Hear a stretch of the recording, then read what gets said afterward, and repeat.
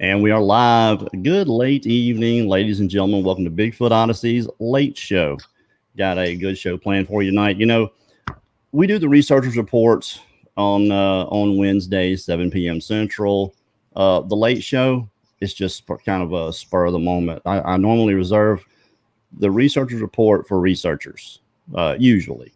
Sometimes Daniela does a lot of the booking for that, but that's what we try to put the researchers there. Normally when we do the Late Show is when someone's had an experience or they've got some kind of information they want to put out. And tonight, guest hosting with me again, and I'm thinking this might be a regular thing. I might have my new guest host here with me, Mr. Brad Hatcher. How are you, sir? Fine. How are you doing? I'm great. And our guest coming to us from South Louisiana, around New Orleans, Mr. Brad C. How are you, buddy? I'm doing all right. Thank you very much for letting me come and talk. Oh, yeah, absolutely. Now, before we get into the information you want to put out, Brad, I just want to let everybody know, let's keep the chat clean for us. We got the best moderators on YouTube. We appreciate you guys not being vulgar and hateful. We do appreciate that. But okay, Brad, you've got now essentially what you're doing is kind of like what the BFRO does, only in a consolidated area. You've kind of got, I won't say roped into this, but it's just kind of the way things turned out. You've had a lot of people that have had experiences around their place, and then you knew researchers that were looking for places to research, and you're just kind of connecting them. Am I right about that? Yes. It kind of started through a couple of Facebook groups that I would go talk to people, and I kept talking to people who had experiences or encounters but weren't boots on the ground type, or didn't have the equipment, or didn't have anybody to go with them. And then I, at the same time, talked to people who were good at going into the woods and doing that kind of work, but were just hitting dead ends wherever they went.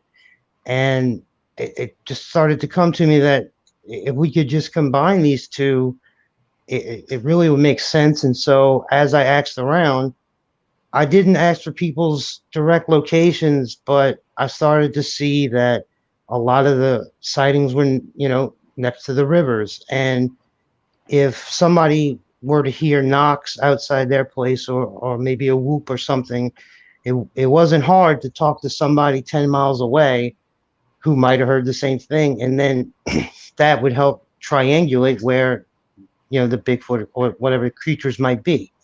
And that's the way I started to go about it. And I had people talking to me from Oregon to Florida to every state almost in between.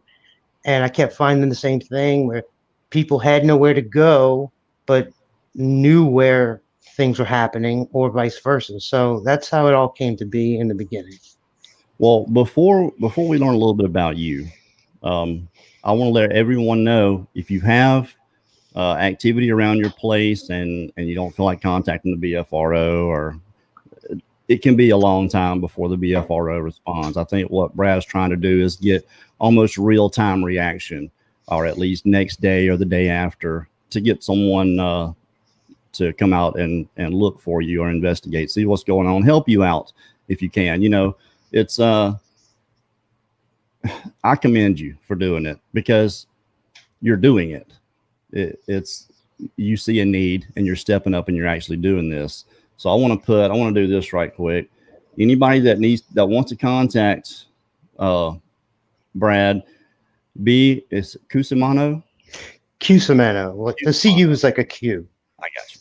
bcusimano10@gmail.com. You can contact him there. I think you are setting up a Facebook page, correct? Yes. And you do a podcast on what is it again? I forgot. It's the Squatchable podcast. Squatchable podcast. That's on YouTube also. You can check that That's out. on the Richard Allen channel, Saturdays at 5:00 Central Time. Well, cool. All right. Now, how did you get into the subject before this? Did you believe that these creatures existed, or is it just an interest for you?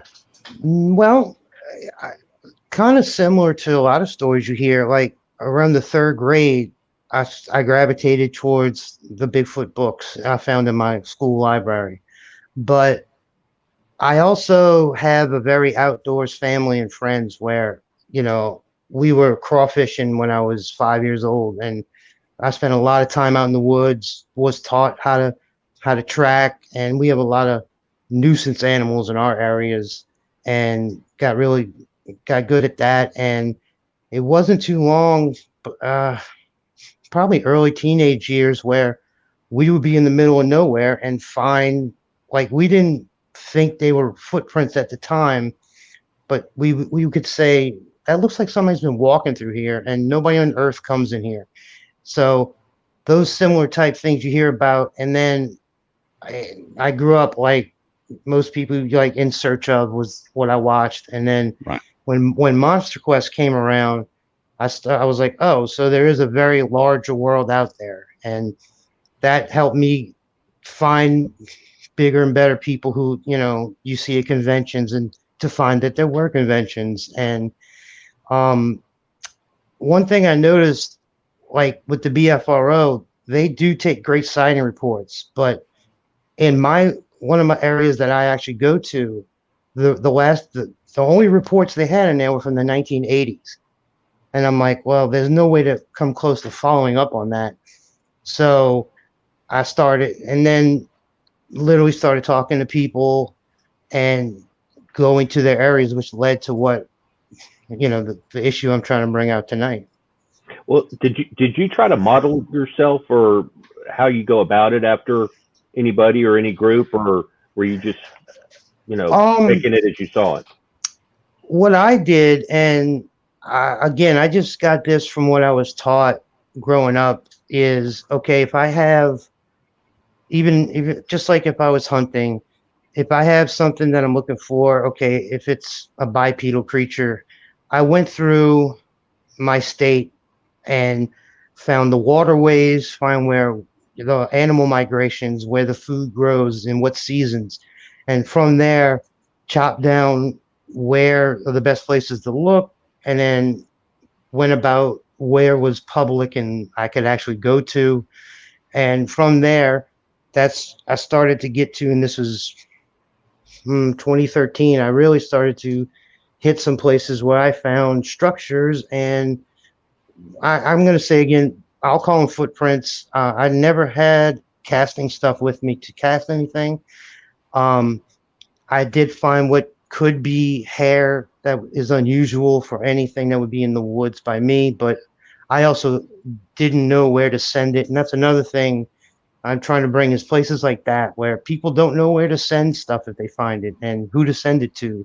And one example, like I had mentioned before the show, like I had a large bird experience, and I got in touch, thanks to social media and the internet, Ken Gerhard, who writes about Thunderbird experiences. So that's an example of like, who can you talk to, when something happens? Like if you were to stumble across the body of a Bigfoot, what would you do next? What's the proper thing to do? And for me, I noticed I didn't have those answers. So the common person probably wouldn't have those answers. And that's, I think, important, because that's the next step after, Sure. Experiencing something.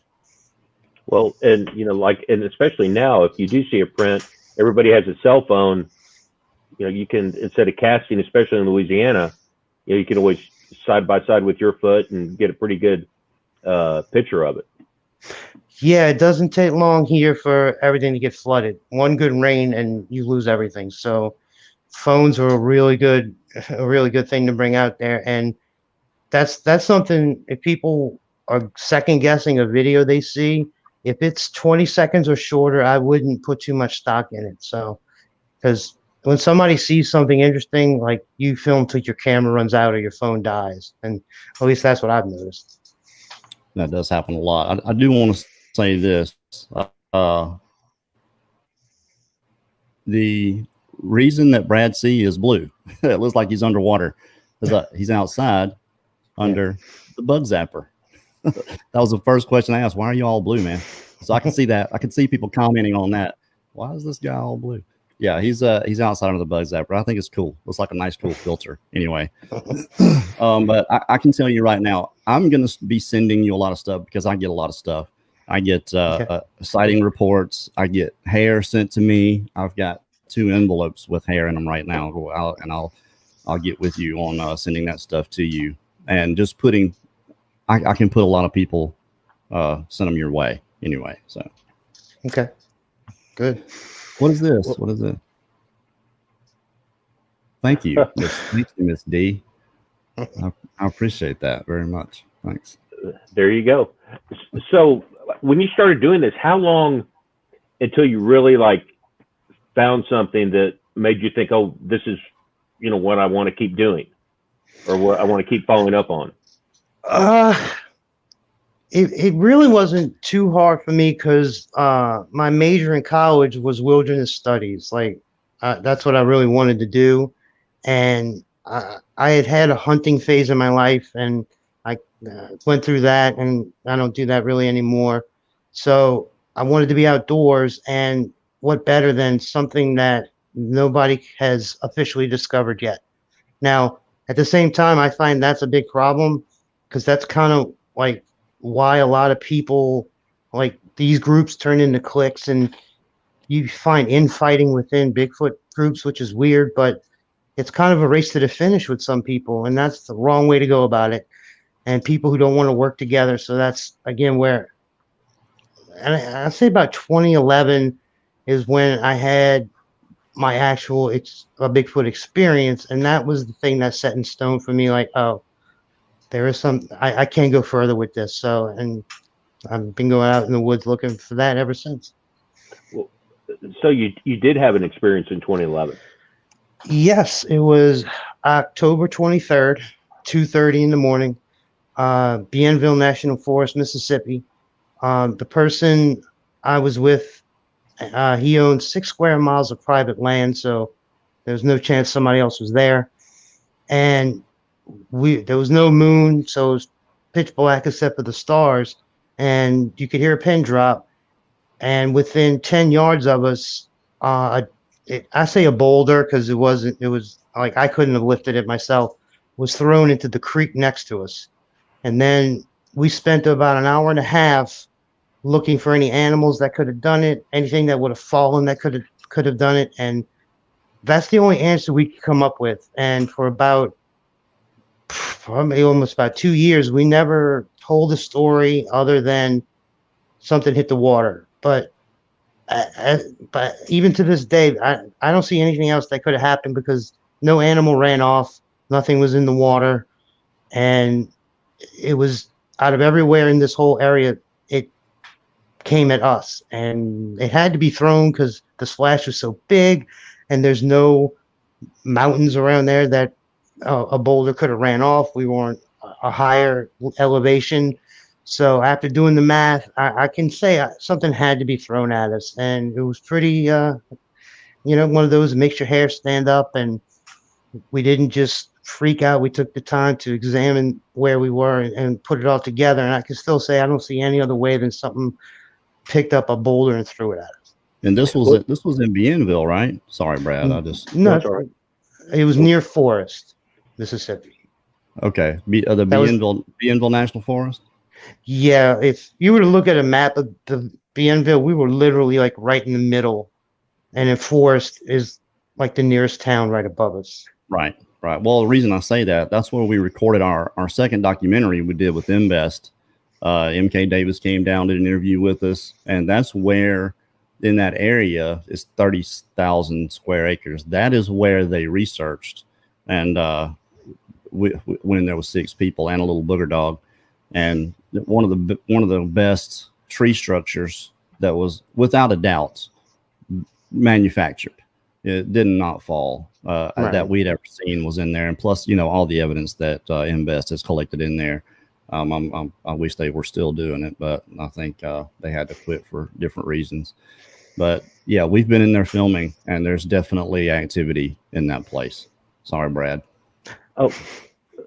Did you feel like when that happened, did you feel like you were being watched at all? Did you get that creeped out feeling, like hair on the back of your neck?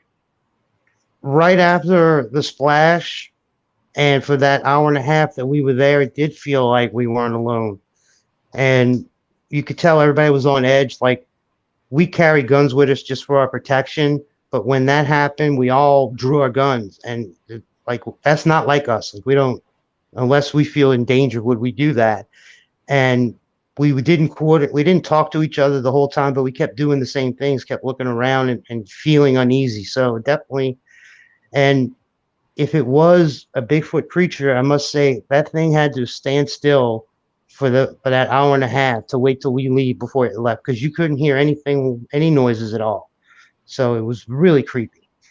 Well, you hear countless stories of rocks being thrown, kind of like try to scare you away. You know, same MOs all over the place. So yeah. So what did you do after that? Where did you go from there after that experience? That's when I tried to file a report with who I could, and that's when I noticed there weren't too many places to even file a report. I did file with the BFRO, but I don't think they take too many reports that aren't a class A or B, and mine is a C, I think they consider it. And I looked around locally, and there is one or two Louisiana groups. One of them is the people from, I think it's Shooting Bigfoot, the Gulf Coast Bigfoot researchers, but they didn't take any info from anybody, it seemed. So we tried to follow up with who we could, and not many official places I could go to, but people, talking to other people was the biggest thing we could do, and that helped me the most. Just like what you told me tonight, I can take that and, go to my maps and start putting more pins in it and say, okay, and start pushing in an area. So instead of looking at 30,000 acres of land, start moving that down to 20 acres of land. And so I just kept doing the homework on it, and did what I did for Louisiana, I did for Mississippi, the animal migration, and when it's the wettest part of the year, you name it, got all the info I could. And it does seem Bienville is, and going up from there, like, because the Jacksonville Reservoir is to the left of it, and then you get to see that the rivers go through there pretty much. That is a very prime place. Just it's very hard for me to get back that far up right now, but I definitely will be going back. So that's where we're at, where I'm still literally doing research on it as I go. So that's what started it all. That's what started me really thinking I had a chance to, because where I'm at, it's pretty much swamp, and you need a boat almost like a car to get around. And it's great if you're a fisherman, but where would even something like a Bigfoot, or if it's a skunk ape, if you want to call it that, where would they even go? Like, they would have to live in the trees almost. And that, I'm trying to figure out that problem, because people say caves, but we don't have that. And so I believe personally the chance that down here in areas, Florida and all here through the swamps, might be where they migrate because they have to. Up north they have caves, they don't have to move, but here even the deer and everything else migrates too. So I think they move out of here during the wet seasons and maybe the really, really hot seasons. But that started me from just hitting random places to where across the Lake Pontchartrain where I go now.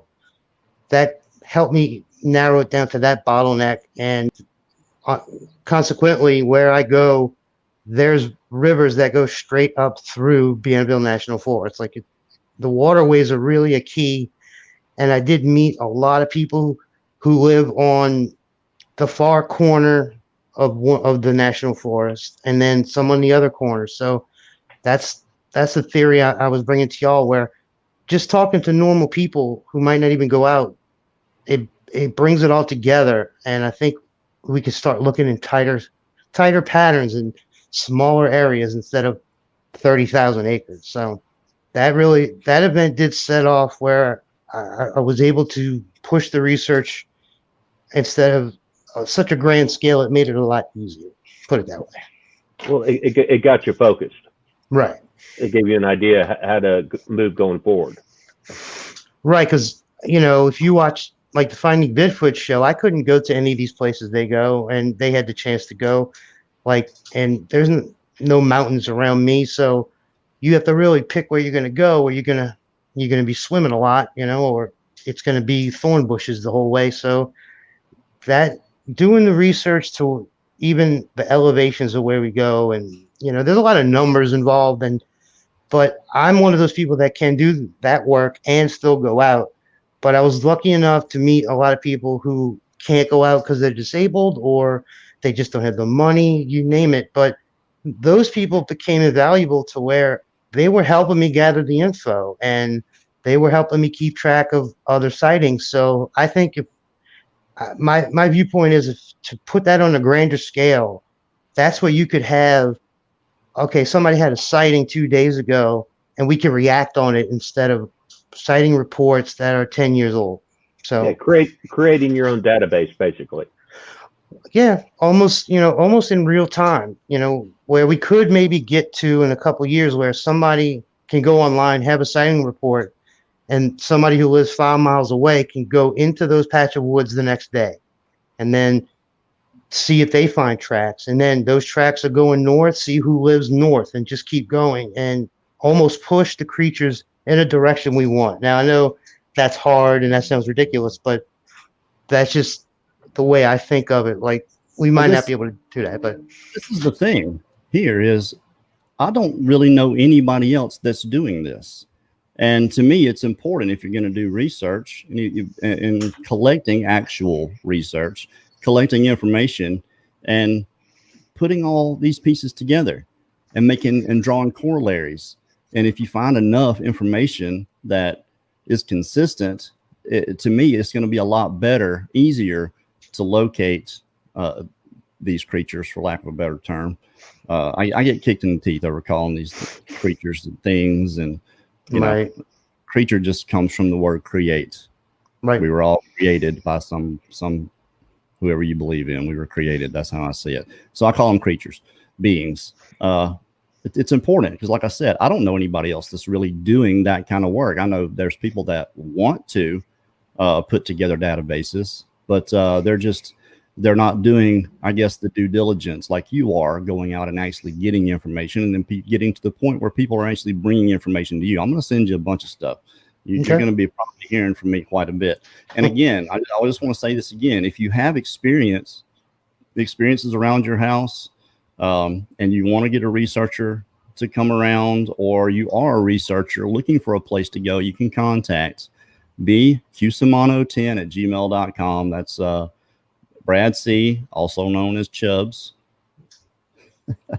I guess that's your nickname you've had forever, right? You're not a really chubby guy, so I don't know. I don't want to ask how you. No, I got that in the 5th grade. I've always been a husky person, as they say, but that stuck, and people still call me that. But Brad's fine. I'll answer either way. Nonetheless, well, you can contact him here. And talking about the BFRO. Now, the BFRO get a bad rap a lot of times because of what they do. It's kind of, to me, it's the way it's done. You pay your $90, you become a researcher, and there's no real vetting process there. And what happens is someone calls them, and then they send out whoever's close in that area. And if they send out, the experts, that's telling these people what they need to do and how they need to do it instead of actually helping them, then it looks bad on the BFRO. Another thing that they don't do, if you look at how many reported sightings they have, it's over 15,000 since they started. But go to their site, you're not going to find near that many the stories and reports because of their criteria. And we're as guilty of it as the next. We've talked about having our own personal incredulity in this and turning away from, quote unquote, the woo side of this. And, and Bigfoot Odyssey, to do that to me is a bit disingenuous because it is a part of the subject. There's something going on here Whether you believe in it or not, something's happening. People that don't know each other experiencing the same thing. That's these things that appear to be and seem to be paranormal. Now, I'm not saying I believe in it. I'm not saying that anyone else has to believe in it. What we did, we didn't change what we believe. All we did was expand what we believed was possible. And then, once we started having these, this other side and showing people, like we had Dr. J on, we had Mark Barton came on, told his story. And another thing about that whole Mark Barton thing, and not to get off on a tangent or a rant here, but what it's caused and what we have gotten in as a result of putting that out there, what I've gotten in, and I want to go over some of that with you guys here in a little bit. But you can go through those comments and you'll find at least 50 what I call $2 diagnosis of someone telling him what he saw and what he experienced, and they weren't there. None of us were there. Mark was out there. He experienced it, whatever he experienced. All we can do is take that information. You don't have to believe it. But what ends up happening, and I notice this a lot, is people taking part of the information and then they'll cut off the pieces that don't fit into their own paradigm. They'll take that, shove it into their paradigm, and then give their nickel's worth of free advice. And to me, that's the wrong way to go. I mean, I'm telling you right now, Mark Barton doesn't care. He's doing much better since all this. I was actually kind of worried about the guy. Like, again, not to get off on that and take anything away from you, Brad. I did want to get you, but I talked with Brad H here earlier about us kind of talking about this and where Bigfoot Odyssey is going, what we've and some of the stuff that I get is just, where do we draw the line here? Is there, because I've got some stuff here that would upset so many people. And I'm not saying I believe any of it. And I wanted to read some of it. But maybe I'll do that a little bit later. But I don't know if I'm looking for advice or what on what we do here, because we want to have an open platform for people to tell what has happened to them and their experiences. But what I've gotten as a result of it, it's kind of, it's so hard to explain. And when I read this, you'll understand what I mean. So. Well, and Kerry, like we talked about, I call you the Bigfoot 2020. Like your program is, you stay neutral on stuff. You let people tell their story, tell their calling, what happens. And like with Brad C, a lot of people don't want to call the BFRO because they think it's just a waste of time. And Brad, what it sounds like what you're doing is you're trying to recreate the model for this or for reporting to somebody.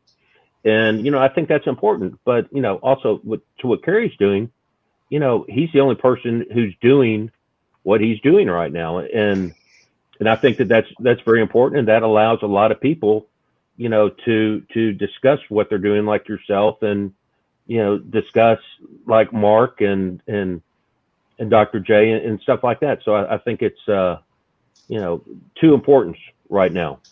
Are you going to document the paranormal stuff, Brad?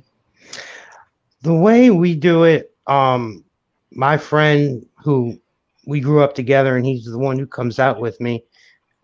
His motto is, you can call us, tell us you have a Bigfoot, an alien, or a unicorn. We're just going to ask where, and we'll start there. And we're not going to tell you didn't see what you saw, but we're going to do what we can to get to the bottom of it. And we leave people's experiences to them. And if they are nice enough to share with us, we don't judge on what they say. But yeah, we just go with, okay, well, let's start with where and work from there. And you're not going to leave someone's experience off just because they mentioned seeing orbs or hearing voices. Yeah, we've gotten the cloaking stories and portals and the usual, but we don't discount anybody's story on face value for that. It's, well, let's start with where. And we have run into people who say, okay, it happened here. And when we look at the place they're talking about on the map, it's the middle of a lake. And it's like, okay, well, can't really go there. So we move to the next one. But other than that, no, we don't discriminate for any reason. We just take the story and document it and move on. Cool. And you know, that's kind of what we're trying to do here. And I want you guys to see this, to hear some of this. And this was sent to me, and I could read you 5 different ones. This one was extremely detailed. You'll see what I mean. It's kind of redundant the way he reads it, and it's long. But this is the stuff that I've been getting ever since. I talked to this man on the phone, and he was just as calm and matter of fact as Dr. J, but the information is completely different. So I would tell anyone to listen to this stuff and just try to decide for yourself. Now, I don't believe any of this stuff that this person sent, but that's just me personally. That doesn't mean that I shouldn't open up like I said, expand my belief in the possibility, because if you do that, then you can arm yourself with this information. What's going to happen if you dismiss it outright and then you experience these things? I think it can have a lot more profound effect on you rather than preparing yourself just in case. I think that's important. But like I said, where do we draw the line? I want you guys to hear this. He told me I could put this out there. So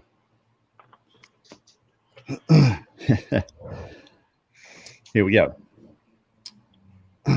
There has been an explosion of UFO sightings globally and in space. Several civilizations are here from the 7th through the 12th dimensions. The 7th dimensional civilization is the Pleiadians, the parents of humanity. They started seeding themselves to this world about 325,000 years ago. They were forced to leave when the Zeta civilization arrived. They were unable to fight the Zetas. Why does human history only go back 6,000 years to Adam and Eve, who never existed, apparently, according to this guy? Because the Bible is a rewrite of history. Now, that's just the beginning of this. I'm not going to get into the whole thing, but you see what I mean by what I've started to get, and where do I draw the line in putting these people out here and putting this type of information out.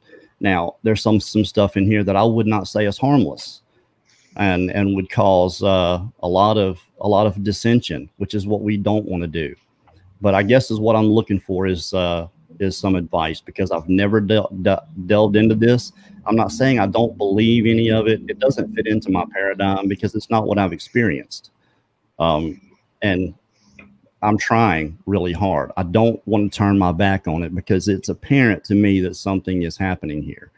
And getting these people on here and telling about their experiences, not what they think, what they have experienced. That's different. I'm not going to have anybody on here giving their opinions and what they've come up with when it comes to this paranormal stuff. That's not what we're going to do. Now, researchers and having opinions on the Bigfoot, the Sasquatch themselves, that's kind of why we're here. But when it comes to the paranormal stuff, you know, we can speculate all we want to on it, but that's not going to be a main focus for this channel to do. We're not going to do that here. So I guess I'm just looking for some advice, maybe. And I do want to talk about real quick our giveaway next Friday. We're going to be drawing for 4 prizes. It is $10 to enter, and that puts you in all 4 drawings. You get 4 chances to win for $10. Every $10 is an entry. And I put this on this tripod here. These night vision binoculars, and it's going to come with this infrared flashlight. It shoots up a spot out to about 150 yards. You can put this on here, set this up, press record. It's going to come with a 32 gig card, but you can put a 64 in it. It'll handle that. Set it in the spot, hit record, and record for 5 hours straight just in one area. So they are night vision binoculars. They're 2nd generation. I think they're really good anyway. Another prize is this set of radios. I think I looked it up, $600 for the night vision binoculars giveaway. This is $220. about 110 bucks a piece. Comes with a charging pedestal. They work up to 36 miles, and this is going to come with 2 earpieces. So good luck to whoever wins those. Giving away 2, if I can find one, of the Black Web 20,100 milliamp hour battery banks. You can charge your laptop about 7 times. Your cell phone you can charge about 10 times. And what's cool about it is you hit the little button there and it tells you the percentage of battery you have left on there. So we're giving away 2 of those to one person is going to get 2 of them. And the 4th prize is going to be a Bigfoot Odyssey t-shirt. I've got 2 t-shirts here for Tina C. I'm sending those out to you soon, probably next Monday when I send everybody else's stuff out. But if you send to the PayPal, and I'll put that, I forgot to put it in the description here.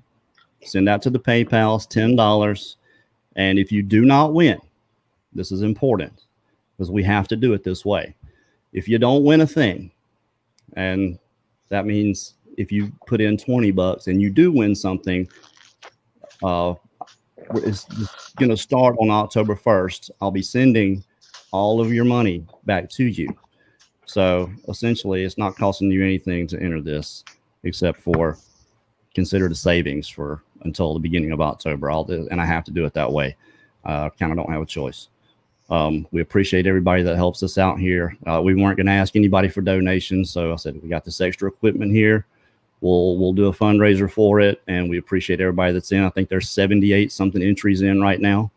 So everybody that enters into the PayPal will get an entry into the drawing that we're going to do that Friday night, and it's going to shut off Wednesday after the researchers report.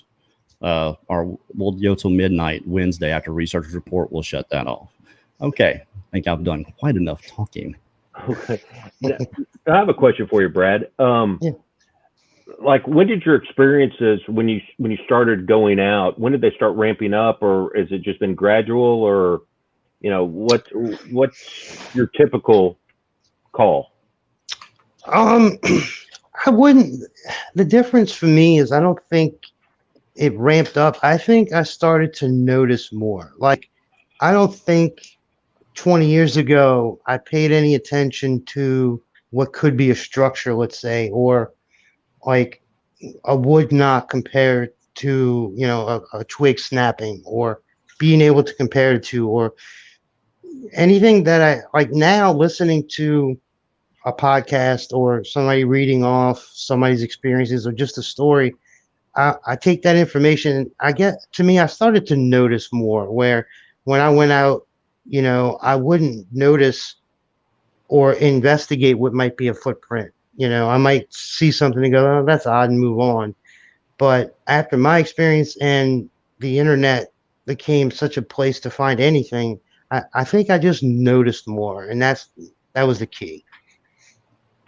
Now, or how many calls or questions or from people reaching out to you are you getting a month, or does it just vary? Or it does vary, because right now it's me going around to be at a Facebook group or going in the chat of a show on YouTube or in the comments, and sometimes I'll get 10 people will get back to me and we'll start from there.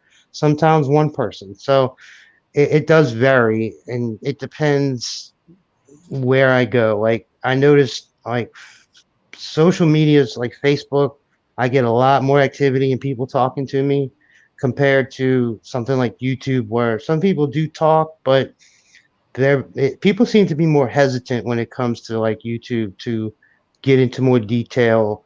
Or I run into more, well, where I go is private. I don't want anybody to know. And I don't want to know where people go. I tell them, I just need a general area. You can go as far as you want from where you were at. Private property is private property. But I find places like Facebook groups, when those got bigger, that helped a lot more. Mm-hmm. What's the craziest thing you've had requested of you, per se? Like, what's the wildest thing somebody said that we have going on?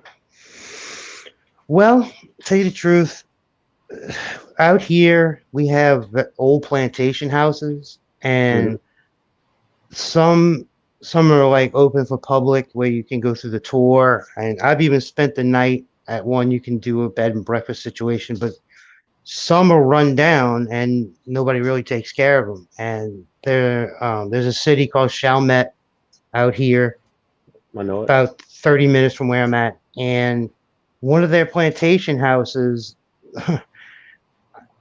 The story told to me, just to shorten it, was they saw a lantern going through the house and nobody was there. And that story, eventually they came to say it was actually a Bigfoot holding the lantern going through the house. And they've never deviated from that story, but the place is so run down, I can't get into it. But, you know, that's one of those, I could tell by the way they were talking to me that they believed it. They believed what they were saying, true or not. That was probably the craziest I've heard so far. Well, have you had any other experiences like, you know, what happened to you in 2011 with the rock getting thrown when you've gone out to check out stuff, or, you know, knocks, or just, you know, any stuff like that? The occasional what could be a knock, but I have a picture and it's on my Facebook and I've sent it, and that'll probably be the first picture I put in the new group. It's two very alive trees that are pushed into an X formation, and they got green growth still on them. They're still stuck in the ground, and they're, you know, 10 inches across. They're not young or too old, but these two trees are at a trailhead, are pushed together, and we looked all around there for footprints or tire tracks, and there was nothing. And there's no wind damage to any other trees.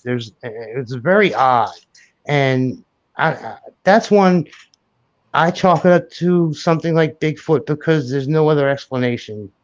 It's just two live trees pushed together, and it's very strange. But I'm definitely going to put that picture up in the group, because that's probably the weirdest thing I've seen. That is pretty bizarre. But Say the group. What group are you talking about? When I make a Facebook group for what I'm trying to do for this. Okay. Well, just when you do that, let us know so we can let everyone here know, and they can go and. Yeah, I'm just with school actually starting up again. I have one youngin who's going to be going. Once that gets going, I'll have it up, because my time will be a lot more free. So before we even get to September, I'll definitely have it up. But I'll let you know for sure. Good deal. That would be good. It seems like there need to be more people like you out here doing this. Just, you know, because as I said earlier, a lot of people don't want to call the BFRO. I mean, you just have heard too many, you know, odd things about having to deal with them. So, you know, how you can help, you know, could be very beneficial. You know, with that being said, do you plan on going back to the 2011 spot at some time? If I'm able to, it's getting to talking to the person who owns that land is a very busy person. And so if he ever says yes, I'll be the first one there. But I'm trying to go back around that area in the forest. So definitely as soon as I can, I'll be back there. All right, the boss just showed up. Everybody wanted to see the puppy. Look at him. He is almost perfectly back to normal. He's still healing. He's really sore, but yeah, this is why you guys haven't heard a shudder in a week. But everybody wanted to see him. This is him. His name is Jester, and called him Jester because of his mask. It's just like a court jester, and so that's him right there. All right, boss lady, thank you. Hey, Linda. She says, "Hey, everybody." Yeah, that was he is a mess, let me tell you. Boy, that just fucked up the show, didn't it? No, I'll tell you what, you know, there's nothing bad about puppies. Nope. You know, nothing cuter than puppies. So So do you have anybody else helping you with this, Brad? I have one person that's almost always with me when I go out. Person I was mentioning earlier, we grew up together. He's part Cherokee. He's a very good tracker, and there's pictures of me and him actually like in diapers with our parents in the swamp. So we've grown up in the woods. So that's not the hard part. It's a lot of the hard part is going to places you can legally be there and not getting in trouble or in anybody's way. And that's a big help with what we're trying to do, because you do get permission from people who own a lot of land, but you normally couldn't go on there. Well, are you getting people that keep on having the same experiences, and you're going out to try to help them, or do you do a lot of talking on the phone to them, or trying to explaining stuff, or what? Both. There was I used to live across Lake Pontchartrain for a while, and there was a young lady who, thanks to like a Facebook group, she kept telling me there's something behind my house. And me and my friend went, set up some trail cams, never got anything, but for at least 2 years, she kept in touch with me. So it was either a very pesky bear or something, but she knew what the difference is. Like, she heard what sounded like hands clapping and, strange things like that. So pushed us to look, to think it was a Bigfoot type thing. And a lot of the other stuff, I would give advice to people. One of the things, like I was saying, equipment is a big issue, because some people have a lot of good equipment, and some, it took years for me to afford one trail cam. But talking to people, that this is another thing, like tonight, where somebody might have experiences or can tell you where to go, but the next person down the road who you talk to will be like, oh, well, I have the night vision and I have the trail cam. And you put those two together, and I think you start to really increase the chances of catching something on video or a picture. Well, and one of the interesting things from this past Friday night was when Mark, aka Livewire, was talking about, daily moving trail cams and stuff around just to try to keep them, second guessing, or because it seems like everything you hear is that they're always watching. They always can figure out what you're doing, and so I don't think you can per se outsmart one, but you have to be clever in a sense. So, and then that's a challenge, because you don't know how clever you have to be. That's a very good example. I do say, like, if anybody's been out in the woods, either hunting or just sitting there, you can hear a vehicle from miles and miles away. It wouldn't be hard to think that a Bigfoot, that's how they know what we're doing. And they're not going to go in that direction, and that might be where your trail cam is. But if you're coordinated with somebody who's 10 miles away, either one of y'all might push that creature to the other section.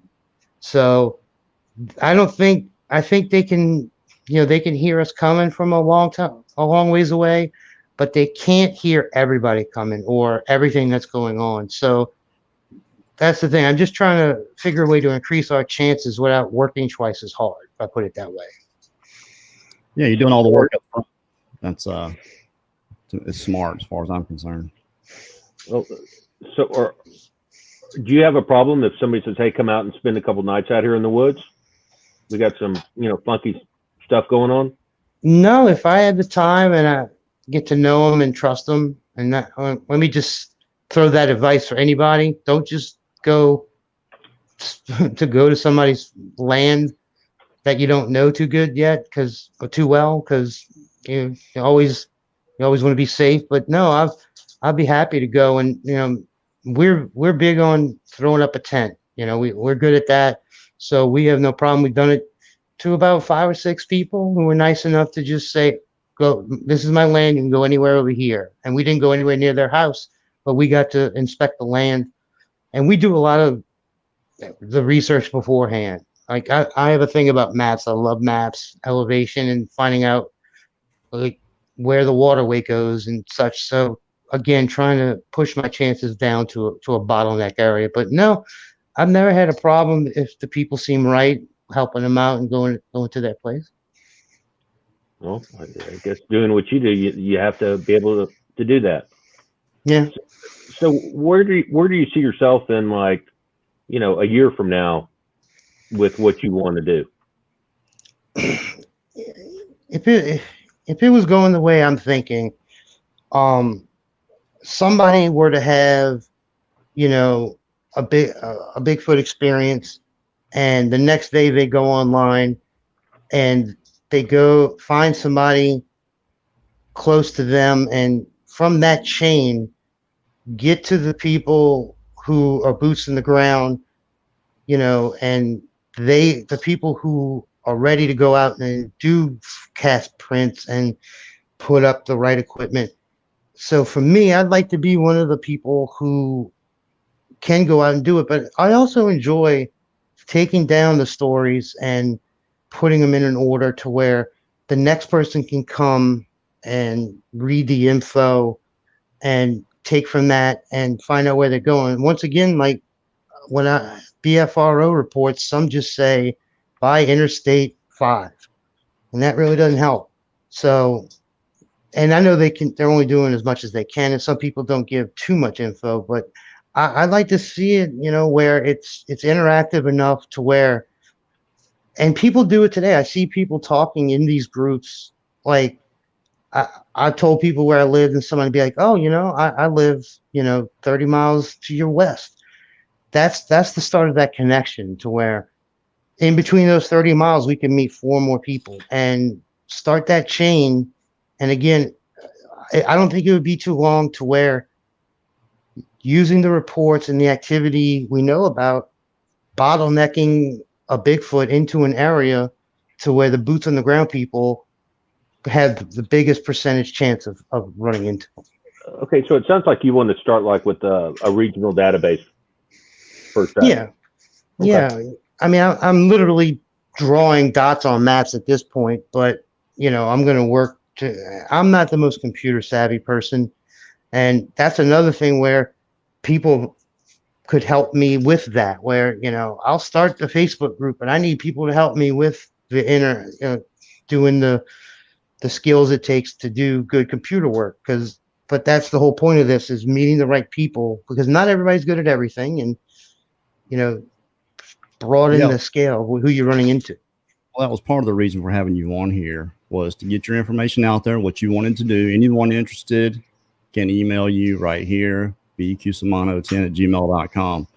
That was, that's why we're here, is, if we're going to push awareness, we need to, anybody that's out there doing anything. And for you, you're just planning on expanding what you've already done, right? Right. I'm not looking to be the leader of a group. I want everybody to be involved, together, because a lot of people I've noticed feel intimidated about reaching out to their local group in their area because, oh, I'm going to get shut down, or they're going to think this of me. Well, there's a lot of experts out there. Yeah. Anyone that can tell you everything about Bigfoot but can't show you anything, I would probably just kind of second guess. Just saying, we all have opinions on this, and I don't think any one of them is right. But collectively, I think anyone could draw information from each one's experience and come up with a pretty good idea of their own and be comfortable with what they believe, whether they're right or not. Right. As long as you're aware, you don't have to believe. Just consider it as a possibility. It's all you really have to do. That way you're armed with it. That's our best angle. And that's why I wanted you to come on here. And I'm glad you wanted to come on here, because you're actually doing something. And it's so rare to find someone. There's a lot of people that want to, but they just either can't find the time or don't really know what to do. And I would suggest anyone doing that to contact you. Contact me. I know a lot of people. By now, I know tons of people that I can put you in contact with, at least, if I can't help you myself. See, there's a good point. Like, if I can't help the person directly, maybe you can, and I just send people else. That's all I do. I'm just a board here That's all I did. Tamara, thank you for that super sticker. I'll put you in for the drawing. You guys donate here, that's fine. YouTube takes 30%, but I can't. It's hard for me to send your money back to you when you do it here. If you do it on the PayPal, I can send it back to you. But we do appreciate that. Thank you so very much. I saw another one somewhere, didn't I? I did. Miss Marie, as a matter of fact, I want to mention this right quick. Next week, our very next late show is going to be with Miss Marie Mason from Bigfoot and Ghost Paranormal, and her and Argo Tanza, who's had Bigfoot experiences. We're going to have those. Probably, I got to get with Marie. Probably either be Tuesday or Thursday. Just depends on what they can do and what we'll be doing here. So I did want to mention that. We'll be doing the next late show with them next week. Sorry, Brad. Am I boring you? Which Brad? Brad Hatcher. No. Man, not this guy again. My dogs downstairs are barking, so I'm trying to figure out what they're barking at. If it's stranger danger or just I want to go outside. I do the same thing, except I do this. People see me do it all the time. Hey, if I could bring up a point real quick, the Mark from Trail to Bigfoot that you had on, I've actually been watching those guys for years now. They're a good example of somebody where, whether you believe his story or not, you can go to their YouTube channel and see that they've been going out into the woods for 5 or 6 years. You know, you can see what they've been trying to do, see the results they've given, and then take his story however you want. You know, like he does from what I've seen him on YouTube. They don't look like the people to make up anything, especially him. You know, they look like really honest people. No, that's just it. There's enough information out there on both of them that you can actually get to know who these guys are. And when you saw him on here and what the trauma that he had experienced, and all those people trying to tell him what he had been through, it just I think I ended up blocking 14 people. Either just for being nasty outright. Look, we've blocked in 2 years over 420 people. I just went and looked at it the other day for various reasons. Either just being mean and hateful towards our guests, or that's for the most reason. For the very first time, I blocked someone for advertising an ad blocker. Yeah. What are you doing? You're advertising ad blockers when that's our revenue. Something else I'd like to say about that right quick. The little yellow dots you see at the bottom, if you don't have YouTube Premium, enjoy the free content. That's all I can tell you. But any show we do here and monetize, I didn't monetize the last one, I forgot to. But if we do monetize it and you see those little yellow dots, those are not all commercials. Just want to say that outright. That's just places where you could see a commercial. You're not going to see more than 4 per hour. So just aside. I was going to say, usually it says, you can skip it in 5 seconds too. That's the thing.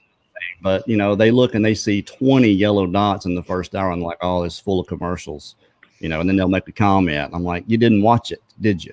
Because when they did that, I was like, let me go see. And it just goes right through most of them. What it is the YouTube algorithm picks spaces where there's a lull in the action. The algorithm will pick a spot and mark it. So that could be where a commercial shows up. That's all that is. That's not actually where who puts 20 commercials, in a 1 hour. And there's none in the second hour of the one that we were talking about. So I know I've got a lot to rant about tonight. I'm looking for advice.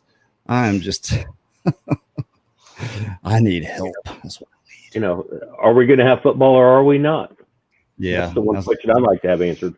That's another thing. But I'm proud to announce if Brad Hatcher would do it, that he's going to be my guest host for the late show from now on. It's all up to him. Well, I will do it. Let's get some advice on that too. What do you guys think about that? Brad Hatcher being the guest host for the late show. We got Daniela for Research Report, Brad Hatcher guest hosting for the late show. What do you think? Let me know. Scared to look. That is going to be good. Yes, it will be good. But all right, we're coming up on the hour. Brad C, you feel pretty good about this? Yeah, this was the first chance I got to get out to a lot of people at one time, and I really hope it helps.